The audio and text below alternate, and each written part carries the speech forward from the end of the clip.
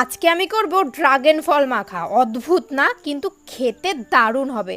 Dragon ফল এমনি আমি যেবার খেয়েছিলাম আমার খুব একটা ভালো লাগেনি। মিষ্টি না, টক না, কোনো স্বাদ নেই, একদম স্বাদহীন একটা ফল লেগেছিল। আমি সাদা এবং লাল দুটোই কিন্তু ট্রাই করেছিলাম, তো দুটোই এরকমই লেগেছিল। তো আমি এবার ভাবলাম যেহেতু আমি মাখা ভিডিও এত করি, তো ড্রাগন ফলটাকেও একটু মাখা যাক।